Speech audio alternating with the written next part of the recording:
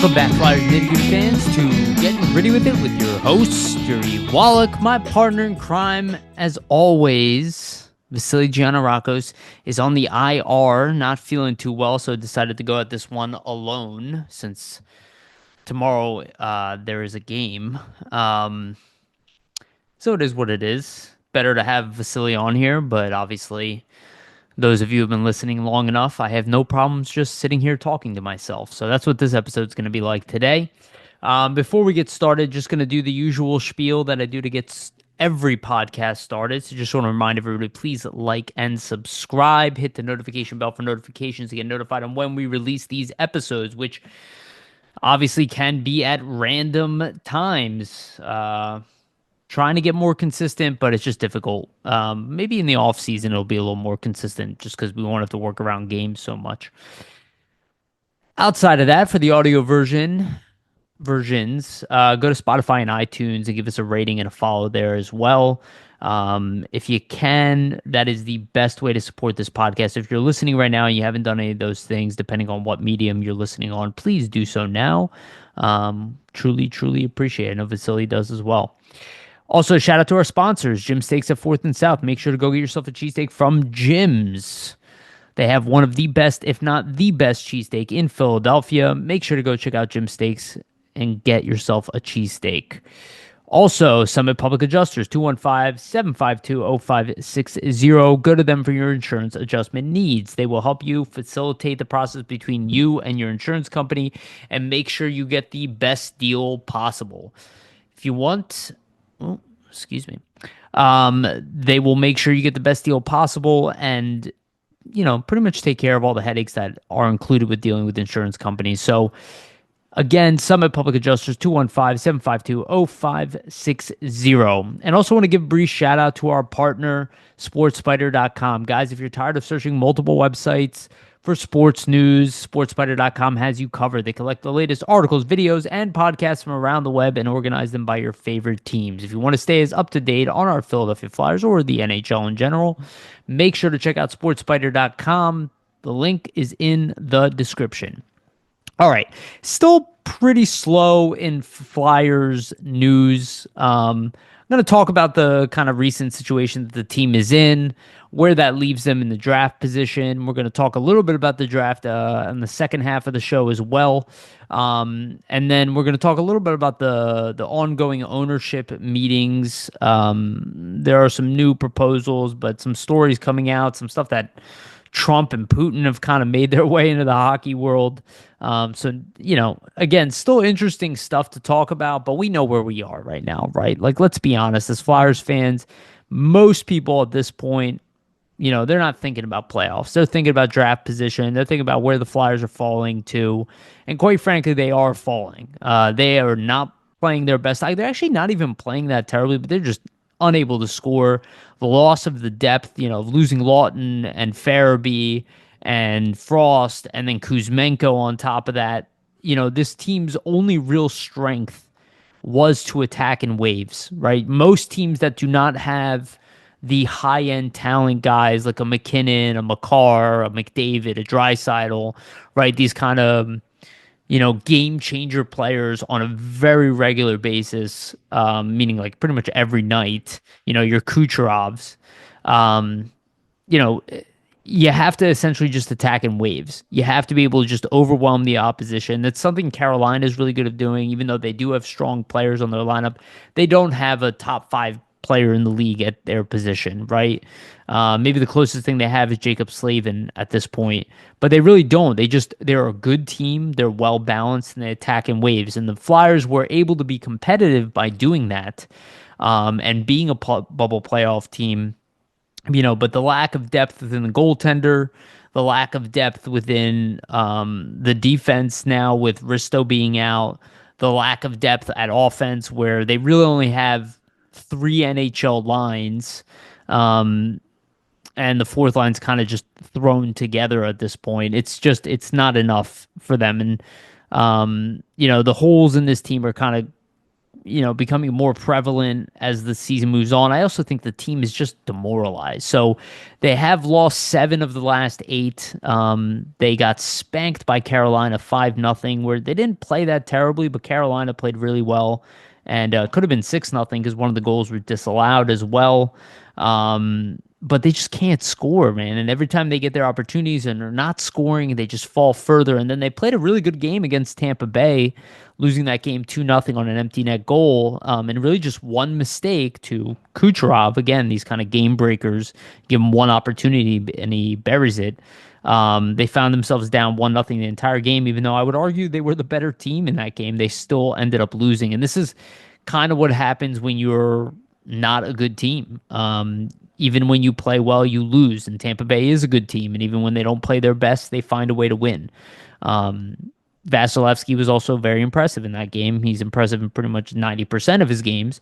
But, it's not a great position for the Flyers to be in, is to not have the depth at this point and to have a bunch of guys in the lineup that either should be playing fourth line roles that are either elevated or they just probably shouldn't be in the lineup on a competitive team in general. And to be honest with you guys, the schedule does not get any easier. They are going to be playing nothing but tough teams. So if you are looking at draft position as the biggest incentive for the rest of the season, which quite frankly, I would not blame you at all. That's where my head is at right now, right? You guys have heard me talk. I said the team couldn't come back, into the season with the squad they had. All of that stuff is kind of lined up in place right now to create a different roster coming into next season. And part of creating a different roster is hopefully getting a top 5 pick this year, because not necessarily all of these guys are ready to make a NHL jump, but there are some guys that could make an NHL jump at the top 5 of this draft. And I think it's really important for the Flyers to leverage a bad year and try to get the best pick they can. I think Danny kind of set it up for that. You can't force a team to lose, but I don't think he intended to demoralize them, but he did remove, players from their roster knowing that it would probably set them back in the win column. So I don't think any of this is surprising to them. This is something we brought up since the trade deadline, since the Frost Farabee trade. We knew this is a worse team. And now Ristolainen's still out, and shout out to Charlie O'Connor. He's talking about Garnet Hathaway is skating, but he's still wearing the "Don't touch me" jersey, so he's not ready to come back. Even though he's not a significant scorer, he would help in the conditions that this team is in. They could really use an NHL, like a solidified NHL player, at least on the third line, because right now Lixell is on there. And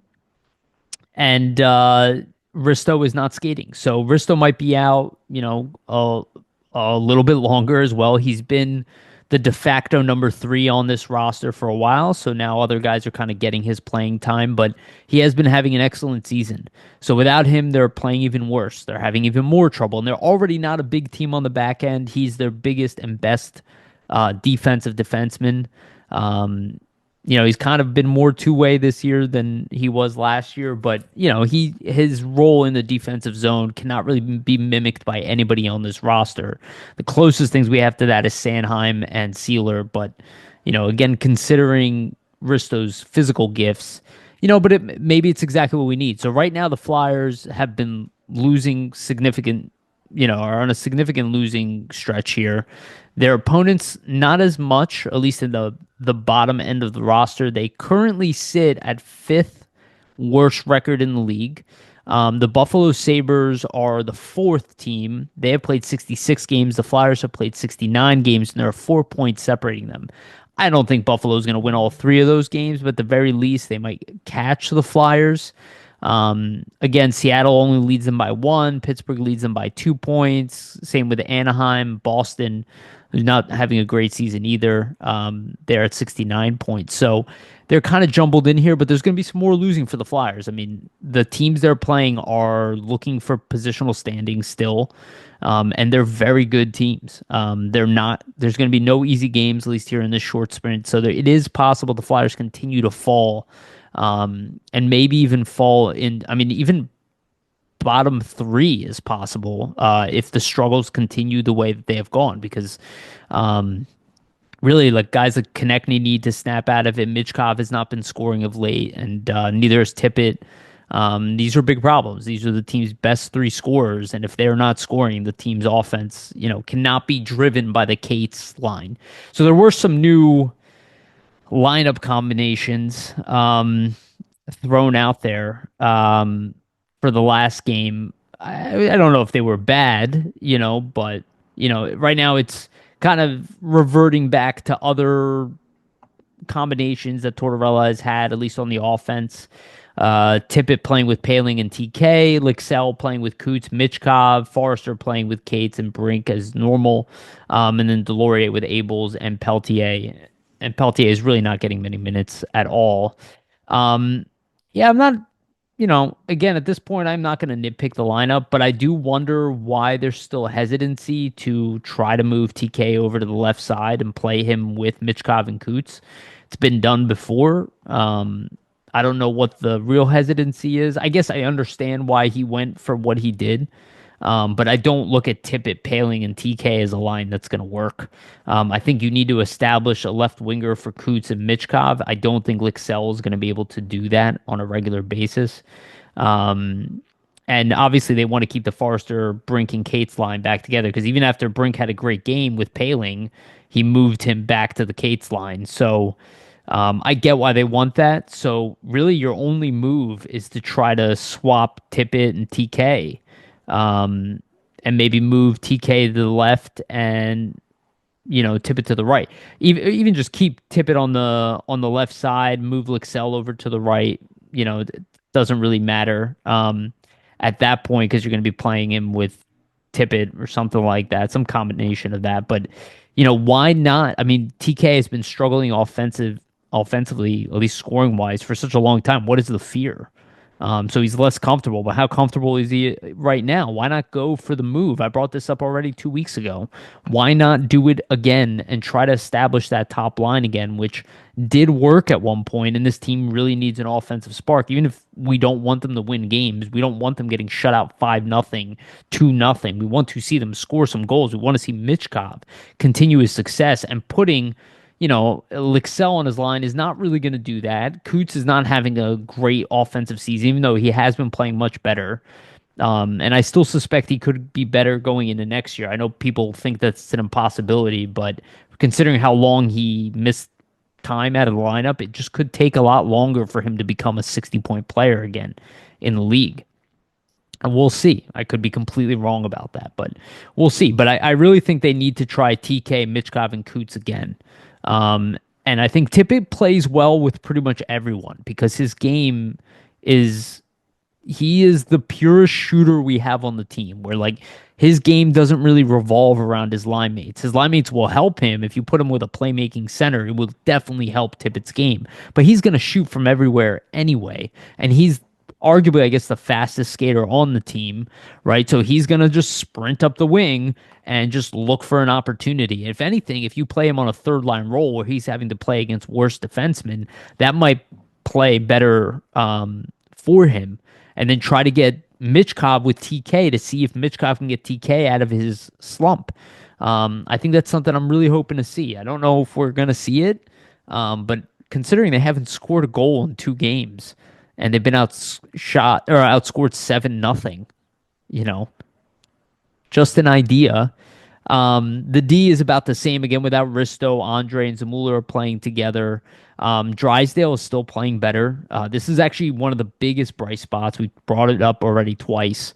We really need him to get going, right? He's a big investment. We had to trade Cutter Gauthier. He was the return. We did get a second-round pick, which will come into play this year. We'll see if we actually draft at that point. But there's no way we can continue with Drysdale looking mediocre because eventually they'll move him or something if that's the case. I'm way too early to that point, but next year is kind of a much bigger year for him. Again, he's going to be 23 going on 24. He's had a bunch of time in the with the team now. His game is starting to evolve, so it's really important. And that's where we talk about the power play. Like the power play has been god awful again. It is now 30th in the league, I believe, from the last time I checked. It could drop even lower. They could end up finishing dead last in the league again on the power play if things continue the way they're going. And that's a big reason why they're not scoring goals. Like uh JJ Jim Jackson brought this up on the broadcast. Michkov leads all rookies in even strength points.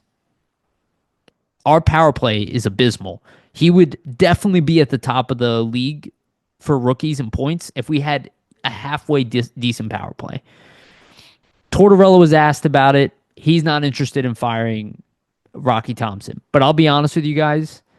I don't think that Tortorella is going to be fired going into next season. I do think next season is going to be his last year, but I don't think he's going to be fired. I could definitely be wrong, but I don't think so. I think they want one more year of grueling Tortorella, attention to detail and accountability and all that stuff. I don't think it's something that they want forever with this team, but I think they want to take advantage of him while they have him in that role. And this team is going to have a bunch of new players, so they're going to want to reestablish like that Tortorella standard.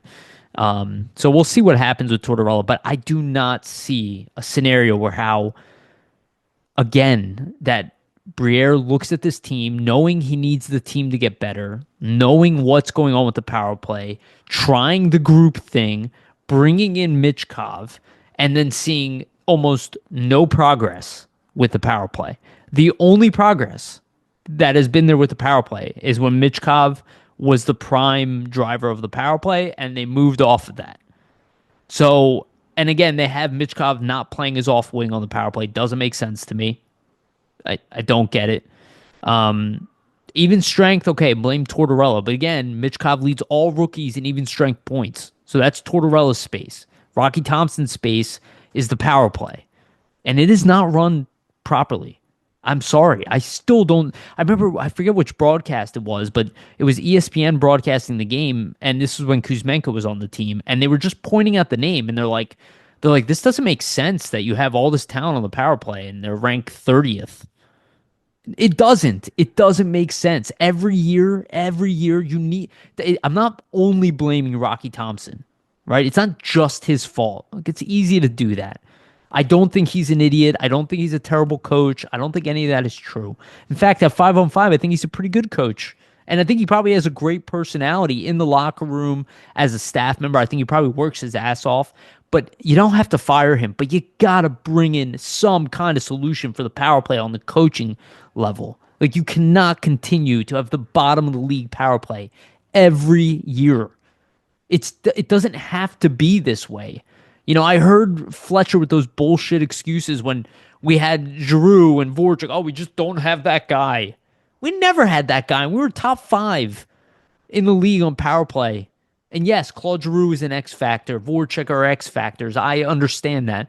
But that group didn't have to be top 5, right? They could have been top 15, right? But they were top of the league by whatever system was being run there. And then since Michel Therrien took over, everything just started going downhill. Michel Therrien wasn't a good power play coach, and Rocky Thompson is not a good power play coach. And that is just a reality.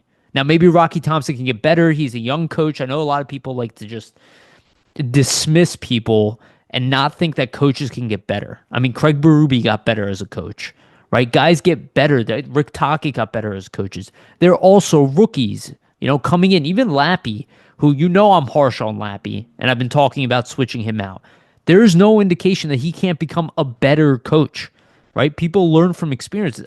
Like, most coaches don't come into the league and are lights out in the very beginning, right? They have to kind of work their way up. That's what the problem is with bringing in young NHL coaches. Like, a lot of people are talking about Dave Carl. I think it's Dave, Matt Carl's brother, who's a very successful collegiate coach, right? Coach Team USA at the juniors level, right? This is a really good USA coach.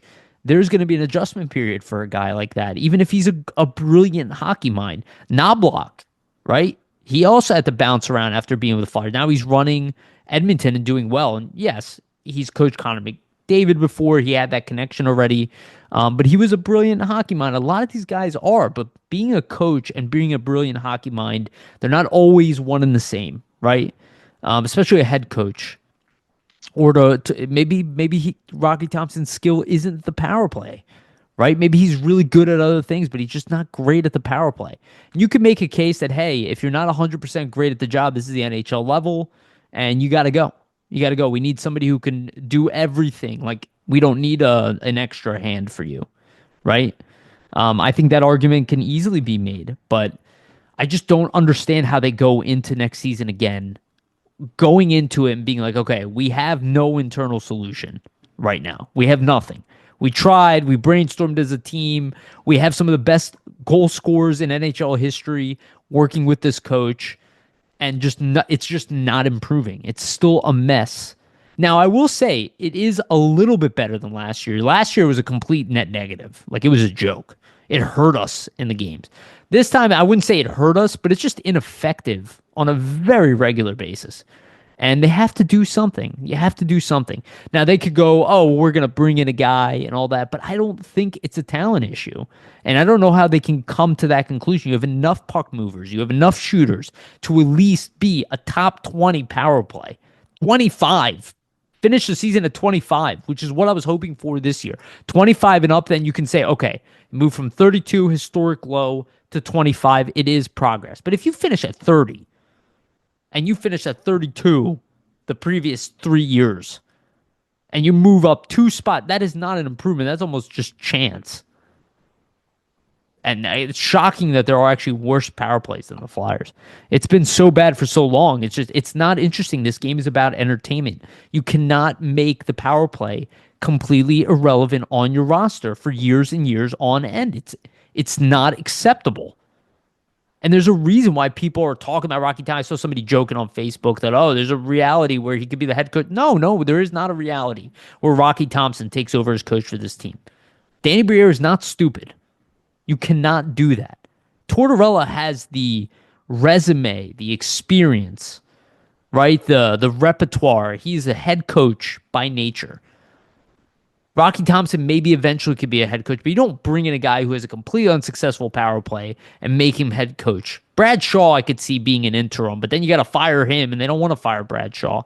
I think really the best thing for this organization is to bring in a new offensive coach to replace Rocky Thompson. If you're not going to do that, bring in a power play specialist, an additional assistant coach, let him sit up top, whatever, but let him be the one who owns the power play, or at least works directly with Rocky Thompson on fixing it. Then, if that doesn't work, then fire Rocky Thompson. But you got to try something. You cannot go into next season again like this. It's unacceptable. I've never seen the Flyers with this bad of a power play for this long with this much talent. And they do have enough talent to have a decent power play. You know, the power play is the clump of your best players on one line. So most of the time, it's a systems issue. It's not a talent issue. It's a systems issue. I mean, we've seen the Penguins with a bottom of the league power play last year, and then boom, they're right back up. Rickard Rakell's like nearing on 40 goals this year. It's killing the Flyers to not have a good power play. It's exacerbating all of these problems. Like, the Flyers are unable to score. They have not scored on the power play. They can't score a 5-on-5, and they definitely can't score it on the power play. When they have a man advantage, they're better. How can you be better on 5-on-5 than you are on the man advantage? On a almost completely regular basis. Like 95% of the time. Right? Like, I can understand that teams play different defense, and the defense is so good, the shot blocking is so good now, but this is like getting crazy, like Winnipeg's at a 30% clip. The Flyers are like 15%. Give me 20. That's still not even great in this era, but give me 20. Let me end the season on a 20%. It follows the Pareto principle. You have something to go off of if you finish at 20%. I just don't know how it continues. And again, I had that gut feeling before the Frost and Farabee trade. You guys heard me come on here if you've been listening that long. I was like, the Flyers cannot go into next season with this roster. And then shortly after, heads started to roll, right? I'm getting that same gut feeling. You cannot go into next season going, we're not making any changes on the power play. Same group, same leadership group. Tortorella might be against it, but again, if he's on his last year, maybe the guy you bring in is the guy who might replace Tortorella. Maybe it's a former head coach, right? Potentially. I mean, hopefully it's not that type of decision. Hopefully it's like more amicable where it's like Mike Sullivan comes here or something. I think that's a dream for a lot of us because I don't think the Penguins are getting rid of him. As long as Sidney Crosby's there, I don't think Mike Sullivan is being fired. And it's also not his fault for where the team finished. And it's not Tortorella's fault where the team finished either. But but you can point to something like the power play and be like, dude, 3 years, no progress. They were a good team last year. They were in the playoffs for 80% of the season, and they still had a historic low power play. So they have enough talent to make a playoff run, but you don't have enough talent to not be historically bad on the power play. It doesn't make sense. Doesn't make sense. Doesn't make sense. Something's got to give. Something's got to give. I can give you one season. Okay, yeah, shit happens. But every year, and they might finish bottom of the league again this year. They might finish at 32 again, which is insane. Imagine 4 years in a row having the worst power play in the league and bringing in a talent like Michkov, and he can't even leverage the power play on this team. That doesn't make sense. People thought he was going to be a power play specialist. I never thought that, but I can see why people think that about the way he plays. It's just not good enough. It's not good enough. And I think a lot of people agree with that. And it's unacceptable. And, the defense itself is fine. It's not great. It's average. It's an average decor. It's not good enough to be a playoff successful decor in its current state. If you were to keep it in its current state, you have to rely on evolutions from Andre, Zamula, Drysdale, and York. Those are the X factors in that group. Is Zamula going to get significantly better? Probably not, but he's actually a pretty decent bottom pairing defenseman. Andre has definitely room to become a more effective NHL player and to be an impact player. His real test is going to be next year. He's been up and down. Next year, he's probably permanently in the NHL. York, I think, is having a down year. I think he's still dealing with some injuries, but I do think he can get better than what he is right now. I think he's already been playing a top pairing role against best players, but the offensive game has not been there, and that needs to improve. Same thing as Drysdale. Drysdale's not going to be as good defensively as York. In fact, I would argue if Drysdale was, people would speak much higher about Drysdale, even though he's been a lot better defensively of late. Much better, like night and day defensively. But both of them, Drysdale and York, they must improve their offensive game next year. And a big reason is the power play. And again, the fact that York has not gotten any power play time is a joke to me. This guy ran a historically good power play playing for the USNTDP.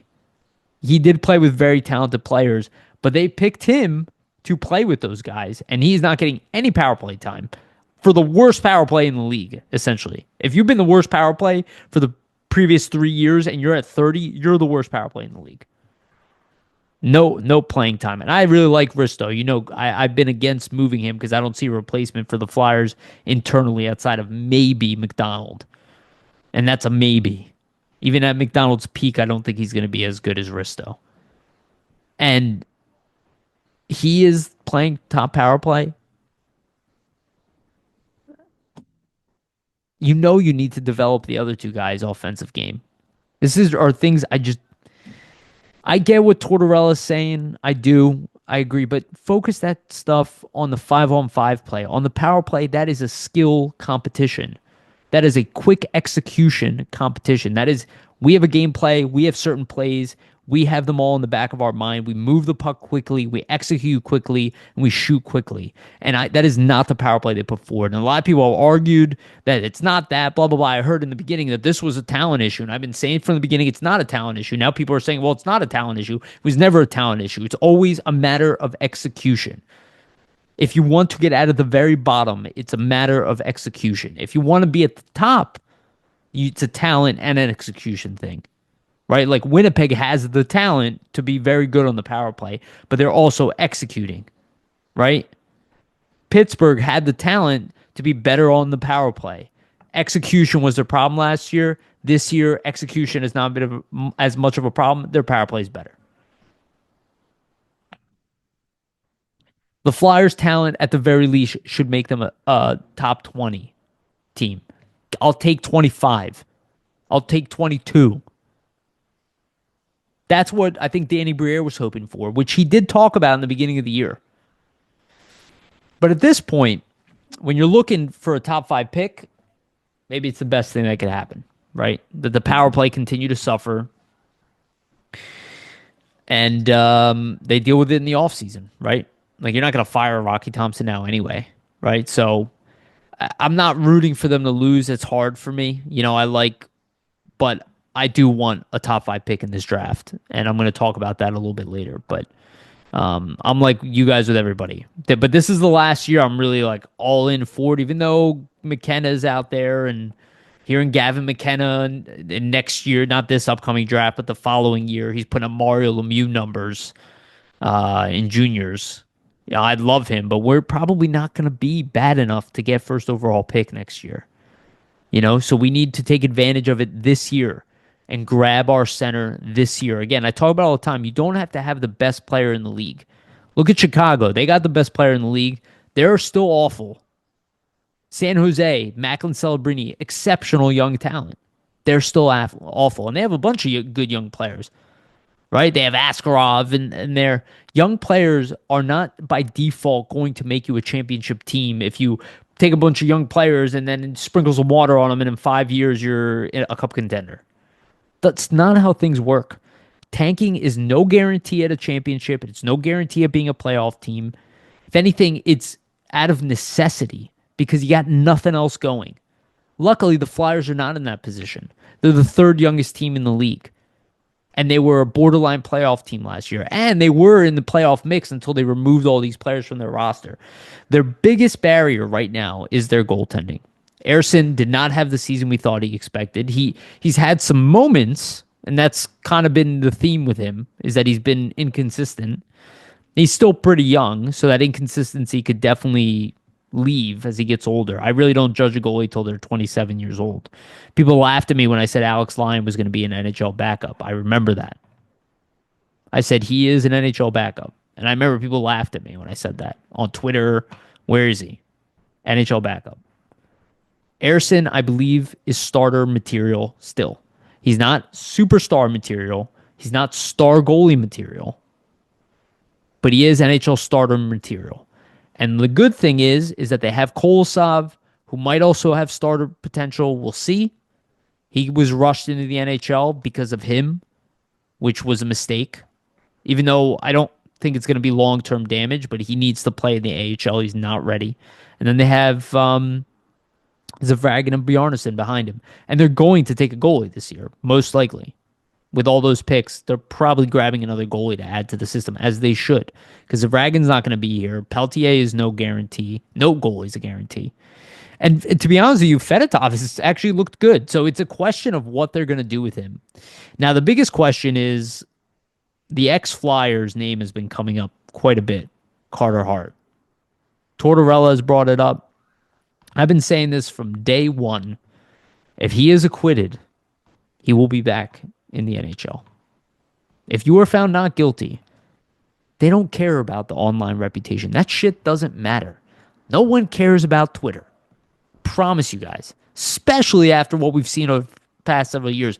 It's an all-time low as far as how much the internet actually weighs into reality at this point. People assume it's nonsense now. So just because people are freaking out over stuff online, no matter what side of the argument you're on, it doesn't matter. It doesn't matter. The reality is, if he is not found guilty, as well as the other players, if they are acquitted in a legal court and it goes through the process and they are not found guilty, they should get their lives back. Just like anybody. If you go to court and you were found not guilty, you get your life back. OJ, who we know did it, still had a life beyond that, which is crazy. Like, that was, you know what I mean? Like, there are much worse situations what we're talking about. And that people got their lives back. And I don't even agree with all of those situations. But my whole point is, You're hearing Carter Hart's name. There's supposed to be trials coming up here. I did see an article yesterday on kind of like an obscure website, so take it with a grain of salt. Um, that the five defendants are opting for a jury trial. So they want to be judged by peers and they feel confident that they're going to be let off. And just a reminder that this case was initially settled in a civil suit prior. The victim, she was suing for $3.5 million and it was settled out of court by the NHLPA. And then this was reopened by the Canadian government. What I think is very strange is that you stated that you had the evidence, you pulled these guys out of their lives, and then you wanted a year for trial. But if you stated you had the evidence and you had the case to be made, why did you wait so long to try them? Maybe I don't understand the legal system. Maybe it was just a problem. I don't know. But you would think that when you have evidence, you go to trial. I'm not saying in like a month, 3, 4 months, 5 months, 6 months, 12 months. It just seems like a long time. I'm no expert on this topic. And if you want to correct me in the comments. I'm 100% open to being wrong about it. But it just seemed a little strange to me. So it seems to me like they're pretty confident. I don't know what's going to happen with Carter Hart. And I don't even know if he's acquitted, if he would come back to Philly. But I can tell you right now, if he wants to come back here and he is acquitted, I don't know how the Flyers walk away from Carter Hart. He's the best goalie that this team has had over the last 20 years. He's better than Ersson. I said at the time, right before he disappeared from this team, he won goaltender of the week around the NHL. People were like, oh, Ersson's better. The only reason that Ersson was playing better is because Carter Hart knew he was about to get arrested. But the reality is, if you really look at that, Carter Hart is the better goalie.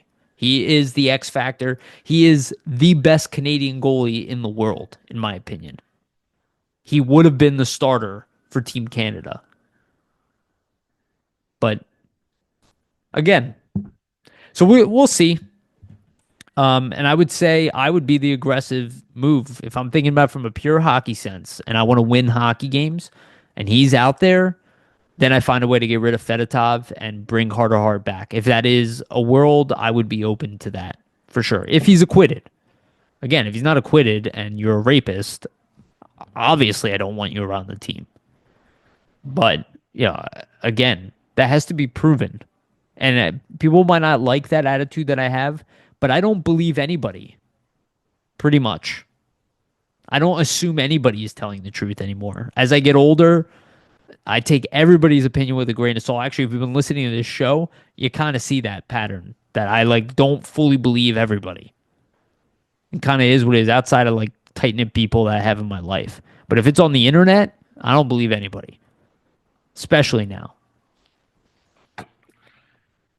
So we'll see. I don't know. The name's been flying around on the internet a little bit, but probably because the court case is coming up. Again, if they're not acquitted, they're not coming back. They're all done. And they're probably going to jail for a certain amount of time. And they will not be playing in the NHL.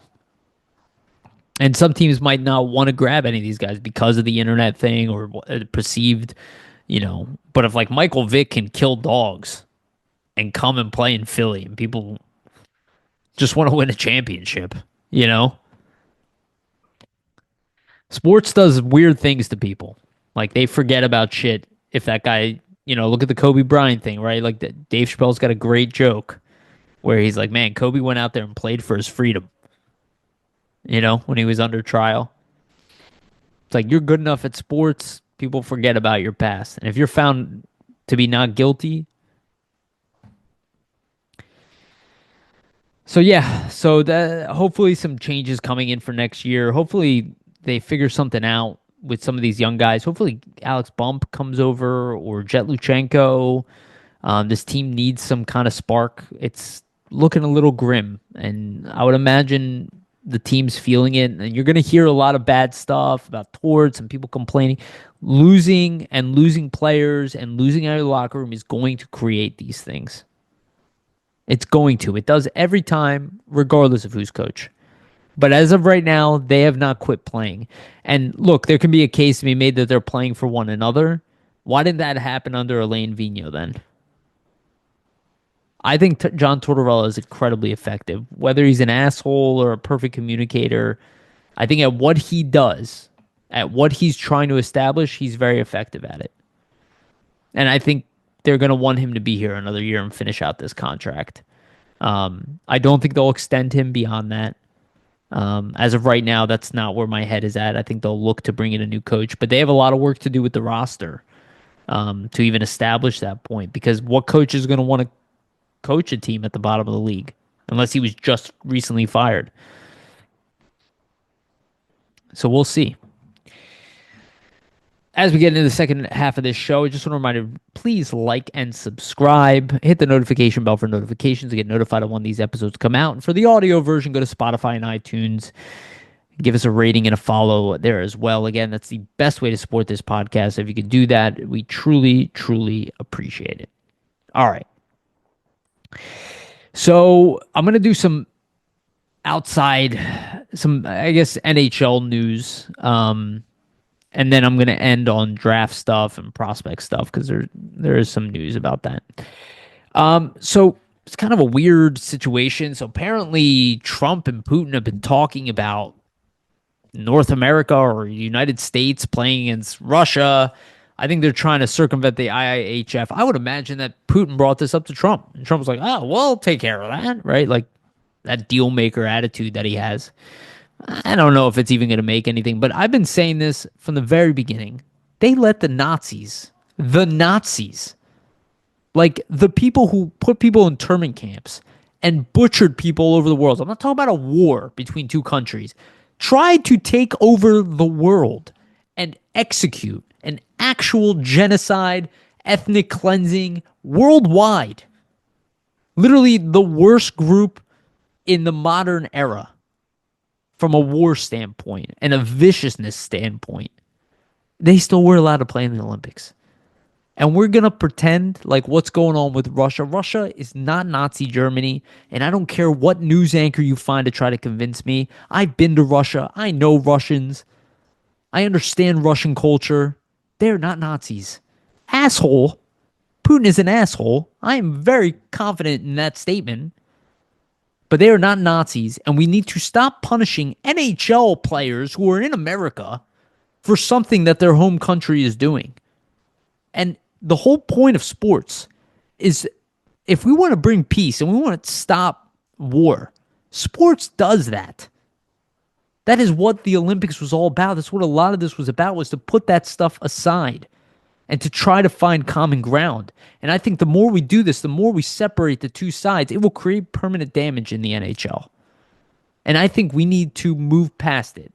I don't know what they're going to do. I know that Bettman was completely caught off guard, so the way this was done, not good. I can tell you that much. Don't like that.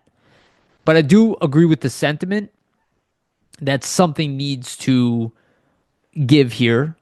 And at the very least, allow NHL players to be on Team Russia, right? Maybe not the ones in Russia, but the ones that are here that have visas and that are obviously peaceful with Americans.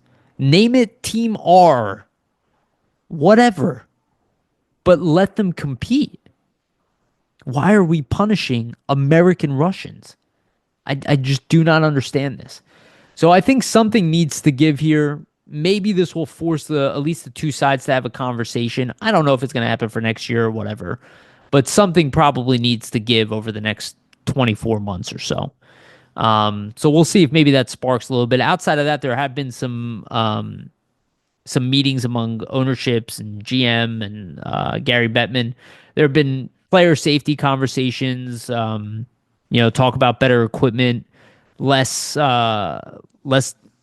free cuts, accidents. I think they're trying to minimize that. We saw what happened with Giroux because he was wearing that. We obviously know the Wellwood story from way back in the day and the Achilles heel. I think everybody should be wearing stuff to keep themselves safe from freak accidents. Like, again, Chris Pronger lost his career because he wasn't wearing a visor.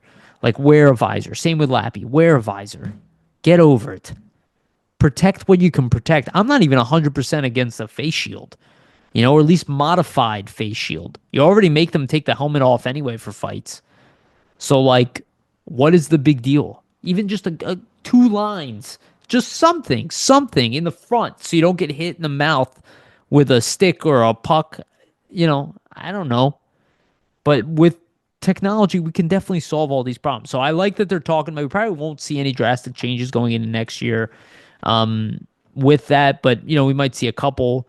I know that they're talking about video reviews, how to minimize some of that goaltender interference. They want things outside the blue line to be kind of more open, and that there can be some impediment on the goalie if he's outside the blue of the crease. That is probably one that they need to address. I know that's a big one. And then the big topic is kind of the influence of the four nations and what that effect that will have on the All-Star game. And just reading Elliot Friedman, they're saying they have a lot of ideas floating around. So I expect the All-Star game to change, at least be modified going into next year. One thing that I was thinking about, one thing I do think could create some level of competition because one side would want to prove themselves and the other side wouldn't want to be embarrassed. Young stars versus all stars. Like 25 and under versus 25 and over. If you're going to do like an all-star game, that way you still get the best players in the game. And you get guys like Michkov and Celebrini and Bedard and all these big names, all these young guys. I think maybe even Wyatt Johnson on the team, right? You get these young guys versus like older guys. Maybe it's 25 and up for the veterans, right? The veteran team, they're not going to want to be embarrassed. Veterans are also tend to be better at the game, and the young guys will want to prove themselves that they're the new star players. And we saw that back in the day when they did the original Four Nations and you had the Young Stars team. Those were like the most interesting games when the Young Stars were just flying all up and down the ice. It was McDavid, it was McKinnon, it was, just the young players in the league just working it. And they were so talented. They lost because they weren't as good at executing the perfections of what the NHL requires. But on pure skill, they can match them. So I wonder if maybe something like that would be interesting. I don't think they can do a world tournament every year.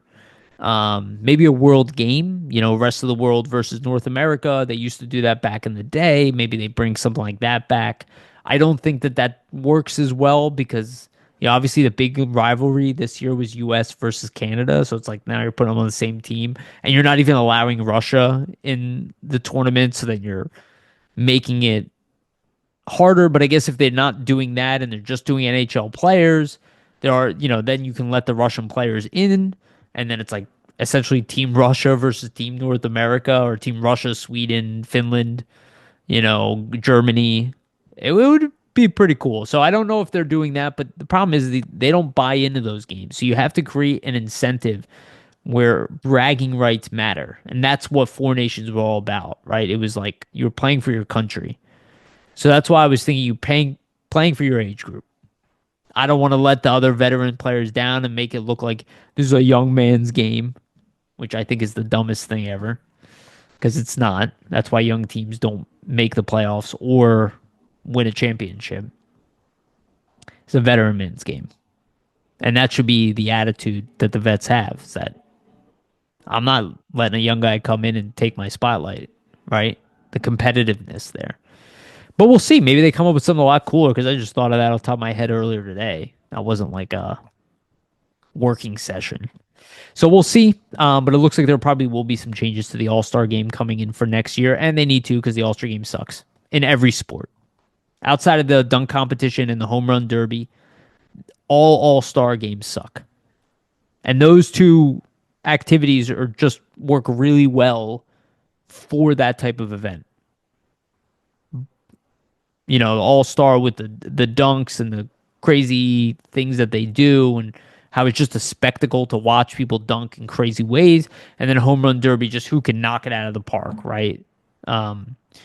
But everything, like, there's nothing in hockey like that. Like, the closest thing we have is hardest shot and fastest skater, and people don't care that much about it. But then you watch when you do Four Nations tournament and you take things out of the context of the NHL, how motivation played a huge role into it. Play for your freedom. Loser goes to jail. I don't know. They have to figure something out, right? Because they already tried the charity stuff within there, and you know, they tried the 3-on-3 tournaments, and it's like, okay, but that's also not hockey. Hockey's 5-on-5. 3-on-3 is amazing. Save it for overtime. Um, so I don't think the All Star game should. I think they really need to modify it considerably, and we'll see what they come up with. The other thing is about the draft, and then I'm going to talk about young players and the draft a little bit after this. But Bettman is against the decentralized draft. If you guys don't know what decentralized draft means, essentially, if you're a remote worker, this is their version of that. So you do the entire draft remotely. Your whole team, your GM are back home. You have a representative, most likely, at the draft center. Only one. And, the team and the GM, they all work remotely from their offices on camera and make their picks through, their version of Zoom or whatever. Um, and he's against it. And I can understand from a work standpoint why people want it and how nice it is. But from an entertainment standpoint and from a celebration of the draft, I don't like it. I think a lot of those kids earn the right to be there on an exciting day, to have all the teams there. It's a chance for networking. It's a chance to get trades done. I guess they don't like the visibility. What I think will probably come out, even because they're going to do this next one decentralized, is that we will have a modified version of decentralized. I think that you need to create, like, instead of just having open floor with all of the teams sitting there, I think they need to modify that idea. I think you need to give teams some kind of privacy. Um, Maybe it's like each team has its own bubble, where they have their own conference room and it's just a bunch of conference rooms set up. And maybe the TV can look inside from the top, but they can't see each other working, right? That might be the way to go, is find a way to kind of keep some of their ability to stay focused and not have the distractions of all the things around them, but do it on site. But for now, I think they're going to go with decentralized. But knowing that Bettman is against it, which means there will be more conversations about this. It will probably not go away. And if he's the only, against it, there are other people who are against it too. It's probably not full 100% on board because it's a change, and usually there's always a pushback to change. And there's usually a good reason to push back for change. It's just, how do you solve the problems that change brings, right? So why are you trying to change it? You have to get to the why. Why are you trying to change it? And then, okay, well, what's the problem with the current solution that we're putting in place? Let's modify that solution. So that's how I think the league will move towards the draft, and we'll probably have some form of hybrid version of that, which tries to take the benefits of both and probably doesn't hit on either, but they didn't hit on anything anyway before that. There was obviously a problem. So they'll try something new. So let's talk about the draft. As of right now, I stated this earlier, the Flyers are looking to have the 5th overall pick in the draft.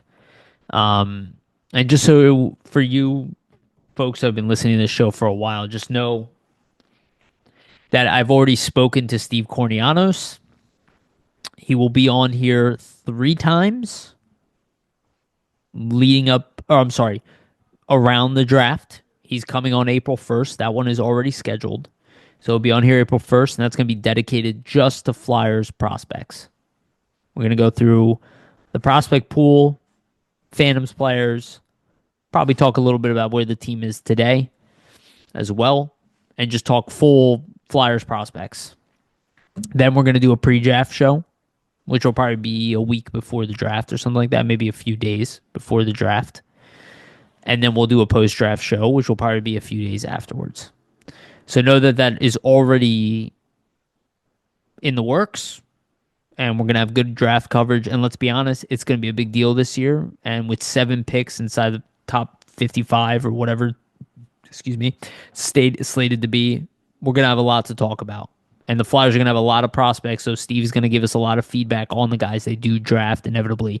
And they could walk away with 3 first-round picks this year. We don't know if that's going to happen, but that's a big deal toward an organization. Add 3 first-round picks, one of which could be a top 5 pick.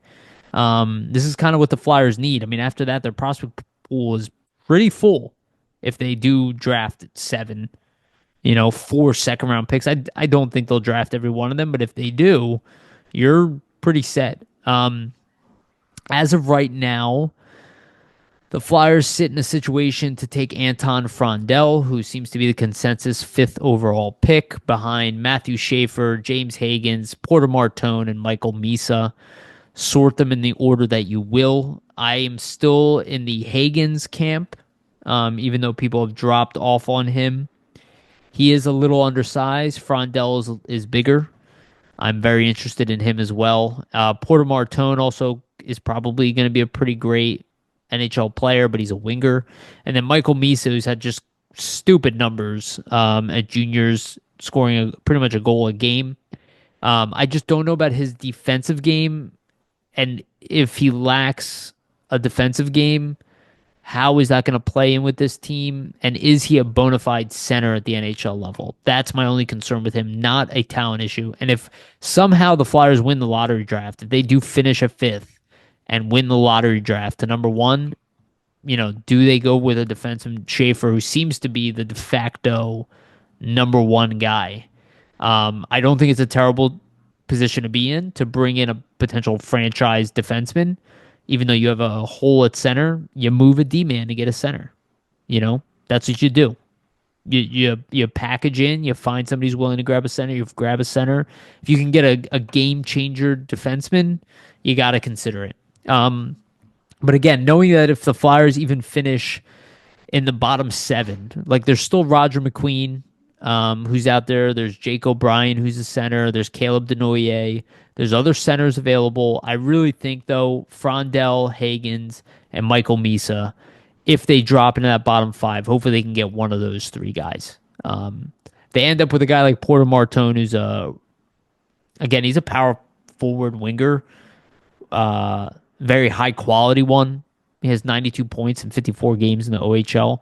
It's not really the type of guy who drops either, just because size is a big deal. And not Frondell, not Hagans, or Misa. None of them are like particularly big guys. Misa's a little bit tall, but he's not very thick. Frondell seems to have, he's 6 foot, where Misa's 6'1". Like, none of these guys are towering guys, but Porter Martone is a sizable guy. And James Hagans is a little bit small. He's kind of in that Jack Hughes realm, but I would love to find a Jack Hughes. I'll tell you that right now. Hopefully he can be healthier, but I'll take even Jack Hughes with his injury problems at this point. We got problems down the middle. Let's be honest. We need a guy like that bad. Jake O'Brien's still pretty interesting. 96 points, 64 games. Playing for Brantford. Again, Roger McQueen's been injured quite a bit. He's just coming back from a very long-term injury. He's still over a point per game, 18 points in 14 games. He was a double point a game player. He was a goal a game guy before the injury. Very big player, 6'5", only 192 though. He's not like a thumper of a guy. Victor Eklund's out there, which is also a talented player from the Swedish realm. But I think Flyers at the very top of this draft, like there is a premium on centers right now. And I think they're really going to look for a center. And then with 2 other picks in the first round and both of those looking to be high picks, we have no idea what's going to happen there, because Edmonton could end up going to the Cup, and Colorado could end up going to the Cup. So that could be very bottom of the draft. It could be, in the 23 range, which would be nice. But they'll be probably looking to get centers. If they don't draft the center with the first overall, their first overall, they're gonna look to grab maybe even 2 centers. Again, they'll draft based on best player available, most likely, but need has to play a role into it. It did with Luchenko. They passed up on William because they had York, Drysdale, and Andre, and they have nobody at center. The closest thing they had to a top six center is Denver Barkey, who's not even playing center, and he is not a top six center most likely in the NHL, at least at this point. Maybe he ends up being Braden Point. We'll see. Um, but they're not sure about him being a center, right? Would be funny if Denver Barkey ended up being like a Braden Point guy. It would be huge for this team. But there's a lot of centers out there, and I think the Flyers are definitely going to be going for them. Now on Nasty Knuckles, Mark Gregg was on there, father of Ridley Gregg. I have Ridley Gregg written in my notes here, which is really stupid. And I almost read it out loud. That's stupid. I have no idea why I made that mistake, but it is what it is. I caught it. Um, so he was asked actually interesting again, shout out to Nasty Knuckles. We love those guys, Riley Cote and Nasty. They had a good question for Mark Gregg, who's a scout with the Flyers, longtime scout, and obviously used to play for the Phantoms, a little bit with the Flyers. He's been part of this organization forever. And they asked, are there elite number one centers at this draft? And he gave the realistic answer, is that it's very hard to find number one centers. He's like, all of the guys at the top of this draft, they look to be top six forwards. And I think that is a very fair assessment because if you really look at a lot of these drafts, not even every draft has a number one center. And I've talked about it all the time. Like, you don't have to get the best player available. You just have to hit. The guy's got to be really good. Got to be a top six, a difference maker on your team. If you're going to be drafting that high, it can't be a Nolan Patrick situation where he doesn't play in the NHL after 5 years. If you can get a Nico Hischier, awesome. Even Elias Pettersson is not a number one center at this point. He showed signs of it and then completely disappeared off of it. The defensemen actually ended up being the best players from that draft, with Makar being a generational talent and then Heiskanen being a franchise caliber defenseman. Again, this is why I say if you have a chance to grab Schaefer, okay, it is what it is. But I thought it was a really good, quote by him, and I think it does play an effect as to see what the Flyers do, kind of moving forward. And again, they have to hit. This is a big year for them, and we don't know where they're gonna finish. I'm looking at Tankathon right now. And I've done this quite a bit, just like other teams, and it's almost irrelevant what Tankathon said. And we don't even know where the Flyers are going to finish exactly, so none of this really matters. But it's fun to do. I just did it right now. Flyers move up to second and take Michael Misa. Cool. Would be awesome. I don't even know if they would take Misa at second. They might have Frondell as their number one guy. Misa was left off the World Juniors team, which is so stupid in my opinion. And it showed. That I don't know what Canada was thinking in that case. Very stupid, but he might not be the number two guy or the number three guy. He might be the number five guy in this draft, even with his amazing numbers. It all depends on what the teams believe that. I mean, there is no way Michkov should have dropped to 7. Right now, there's no reason that James Hagen's game should be going downhill. He was like de facto number 1, and now he's listed on Tankathon as 4. Not all teams rank players the same. That's why I don't like. It's fun, it's interesting, but we have really no idea what's going to happen at this point. We just have to hope that the Flyers make the right decision. So a little bit of Phantoms news. So Gurbankin and Giovanni Smith, Nikita Gurbankin, the arrival, and Giovanni Smith both finally came to the Phantoms. And they both played in their first game and they both scored. Pretty sweet. Giovanni Smith is not a good offensive player at any level, but did have a goal, which is cool. Gabrankin is kind of building his offensive game and got his 10th goal of the year. Power play goal. Good stuff. I like it. Um, Gabrankin is a guy that I think I'm assuming the Phantoms play in the playoffs. He's going to be a big role player for the Phantoms. I think Giovanni Smith is probably going to be a guy who's in and out of the lineup a little bit more. Gabrankin is going to be a guy who's definitively in the AHL. He was playing top six, top line, actually, with Gauthier and Wiz. I hate the way Lappy does his lines. He just does four even lines. He doesn't do a top six. It's just four even lines, scoring all throughout. He hits you on waves. I don't like that, but so far he's done an okay job this year coaching.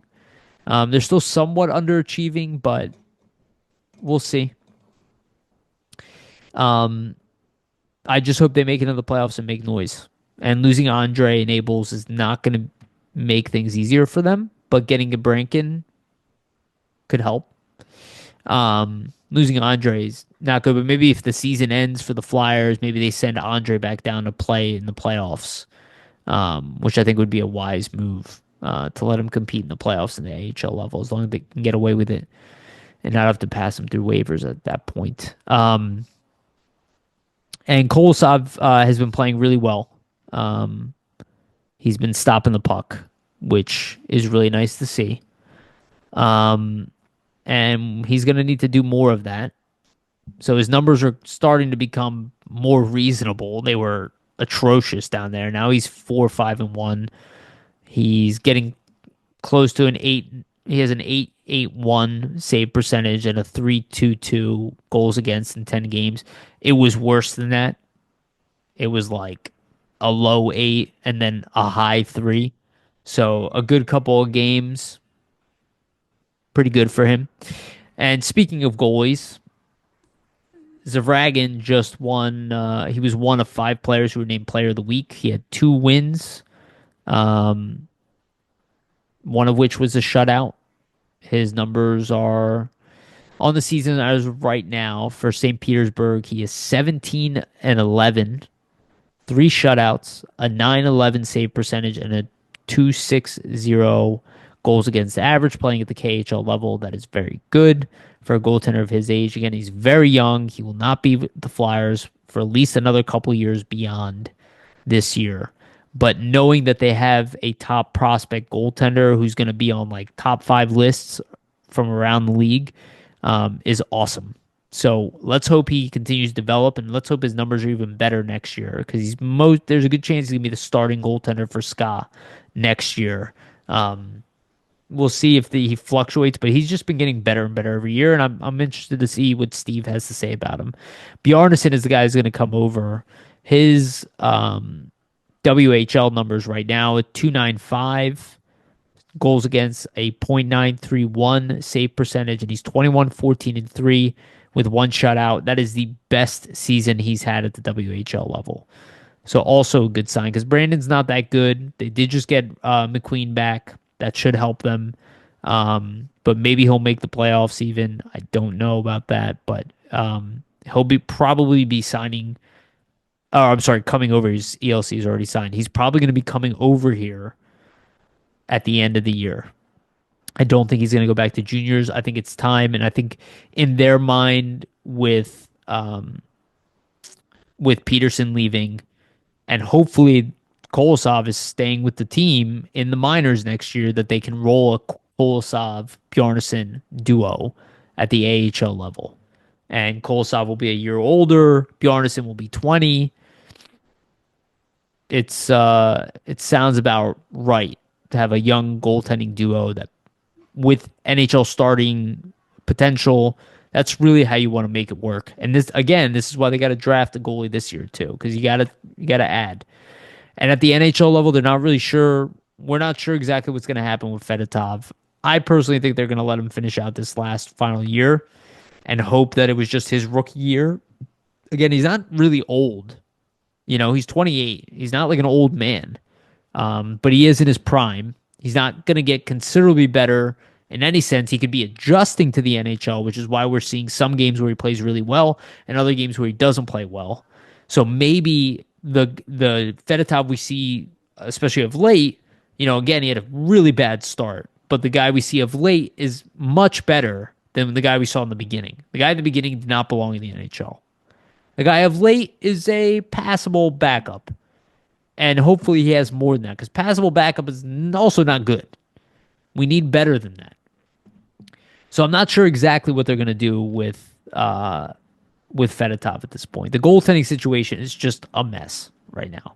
And Ersson not being as good as he is definitely complicates things. But they're not going to give up on him. He's still the guy going into next year. Maybe they'll add somebody in free agency. Maybe they do talk Fedotov into walking away. If Kolosov leaves, maybe they go Fedotov is going to be the backup or going to be the starter in the minors. As long as he's locked up here, we're going to save $1 million on his contract, and he's going to go sit in the minors. And we're going to bring in a guy at $2.5 million for 1 year, and he's going to be like 35 years old, and he's going to play with Ersson. We do that for a year, or maybe there's progress with the Carter Hart situation, and at that point, if you have to buy out Fedotov to bring back Carter Hart, you do that because Carter Hart's still in his prime, and he's he's definitely the best goalie not signed by an NHL team in the world. So that's your best option. If he was at the UFA this year and he was available at UFA, he's a top 5 UFA. I'd argue top 3, maybe even number 1, to be honest with you, because the other guys won't make it to UFA. Like Mitch Marner is not going to make it to UFA, in my opinion, personally. Just like Rantanen didn't. Those players don't. So for all you guys who like look at UFAs and think, oh, we're going to get rid of this guy, and I've said this every year, they don't make it. Maybe one of them makes it, and then everybody scrambles to try to get them. But most players that you think are going to make it and that you're excited about, so is the team that owns them. Like Wyatt Johnson, no longer there. As you look at that list, if you look at the UFAs, the RFAs, you can pretty much take 80% of the guys that you are most excited about off the list. And you don't know which one it's going to be. And the team knows this. Our team knows this too. They're not going into it and be like, oh, we're going to get this guy and this guy and this guy. That's why I say, if one of those guys are available, if Mitch Marner makes it to UFA, if Toronto is stupid enough to let him walk into UFA, you jump in the ring and you try to sign him. Maybe he doesn't want to come here, but you have to try. Because players of that caliber do not make it to UFA. They either are traded and signed immediately by that team, a la Rantanen, or you're lucky enough that they make it there in their like 30s, the way Tavares did, right? When they're like, this is my last contract, serious contract. I want to test the market. Now, maybe Marner wants to do that. You jump in because you're not going to find another Mitch Marner. There might not be a player of that caliber. Like we talk about McDavid coming to UFA. Nobody has any idea if he's actually going to make it to UFA. Edmonton doesn't want him to. They'll throw all of the money at him that they need to keep him. He fills stadiums. That's a franchise changing player. There are what, 3 of them, 4 of them in the league, and he's the number 1. If you have anything even close to that in that tier underneath, those guys don't typically make it there. But if they're available, you got to go for them. And the Flyers are clearing out cap to do that. That is quite obvious to me. Is they know that it's harder to draft these guys, in my opinion, than it is to find one, trade for one, and sign it. You just have to give up a lot to get one, all of the Rantanen trade. Like Dallas gave up a lot to get Rantanen. Carolina gave up a lot to get Rantanen. Like, it's very difficult to get them because you have to pay a lot and then you have to give them a lot of money. And it's hard to predict one at 18 years old, 17 years old. Sometimes there's clear-cut obvious ones like Michkov and Bedard and Fantilli, right, and Celebrini. But there's what, like 4 of them a draft at most? These predictable stars. Usually there's 1. But there's anywhere 1 to 5 if you really look at the statistics. So It's very difficult to find these guys. But I think most teams, they're better off finding them through trades, finding a team in a vulnerable spot and grabbing them and having the assets and the cap space ready. And that's what the Flyers are doing, in my opinion, accruing assets. And this is what Briere said. He doesn't say openly we're going for this guy, but he goes, the one thing we're high on, cap space and assets. That's why you keep those. If they're lucky enough to draft one, if they finish in the bottom three this year, they get, Frondell or Misa or Hagens, they can check that off the list, but they're probably still going for a star to add, to build around. Look at what's going on in Chicago. You don't want to be stuck in that position where you've removed all talent from the team and they all just suffer for years and then hopefully that the young guys can get them out of it. That's not ideal. That's out of necessity. That's why Blackhawks went out and signed all these aging players and all this stuff and got considerably older because they were worried about this. You need to have talent around the young guys. And right now, the Flyers do have some young talent. They lack center, but they have talent around Michkov. That's why fixing the power play is so freaking important because you're making it seem worse than it actually is. They have a decent power play. They can at least get by. They have to fix the power play and they have to find something in the offseason. But whatever it is that they find has to either be top 3 defensemen, at the very least, top 6 forward, probably the most important thing. And it shouldn't be the only one. So there might be more moves coming along the way here. They know who their young guys they want to keep are. Brink, Forrester, Cates, Michkov, Tippett, TK, Coots. And Paling, I guess you can add in there as well. Hathaway, they want to keep him around as a role player. But again, maybe by the end of his contract, he's not an everyday player in the NHL either. Who knows? He might get traded also at some point. They love what he brings, but Delorier is not a mainstay. Lixell's not a mainstay, and Peltier is not a mainstay right now either. And they're about to get younger at the AHL level too. So, and Tuomala is not broken through.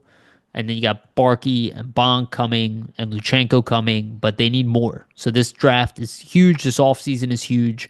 And it sets up next offseason, which is crucial. And the UFA market for next offseason looks crazy.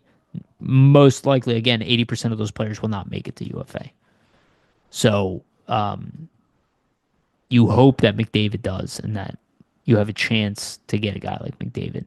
Even though it might not be the highest chance, but you hope that you're ready for that point where you can actually sell, whether it be McDavid or a Draisaitl or any player even a full step below them, like a Travis Konechny level player, like an all-star player in the league. You hope that you can bring that guy over because you can at least go, he might not be McDavid, but he's an all-star. He's a Jake Gensel, right? But he's in the middle. Like Jake Gensel is not a superstar player. He's a damn good player. You put him with a guy like Kucherov and Braden Point, and he scores 40 goals, right? That we need a guy like that. I don't know if Mitch Marner is a 100-point player if he's not playing with Austin Matthews and William Nylander on a better power play, right? I don't know. He might just be a 90-point player. Fine, take it.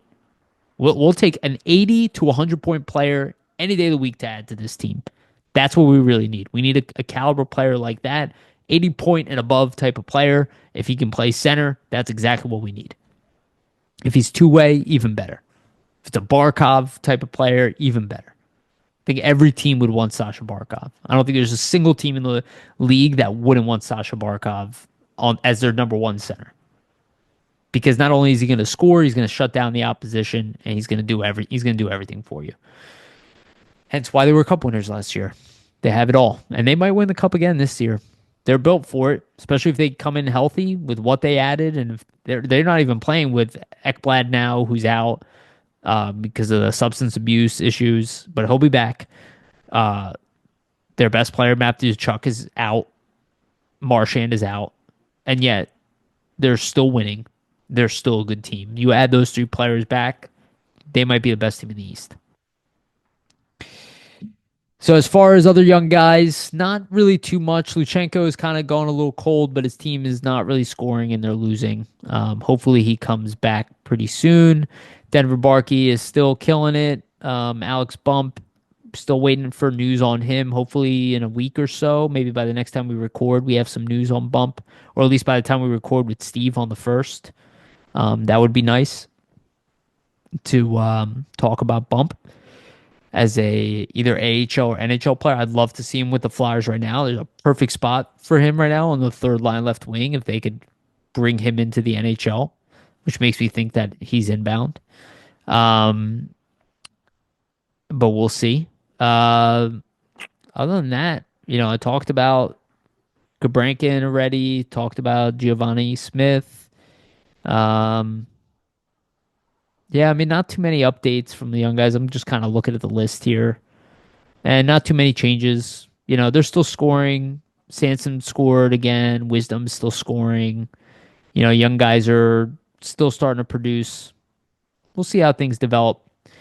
We're going to talk more about the young guys as we move forward through the season. And Flyers play the Washington Capitals next. There's a good chance they're going to lose that game. And then they play the Dallas Stars. There's a good chance they lose that game too. So expect them to continue to fall in the standings. And again, it's a big year for them in the draft. So if they somehow manage to get a top 3 pick, top 5 pick, at the very least, they sit very comfortably with a high pick. And then all those picks towards the end of the first round and beginning of the second round, there's a lot of motion that could be made there. Opportunities to move up, opportunities to trade for players. The offseason is going to be pretty wild. I'm excited for the offseason already. All right. Thank you, everybody, for listening.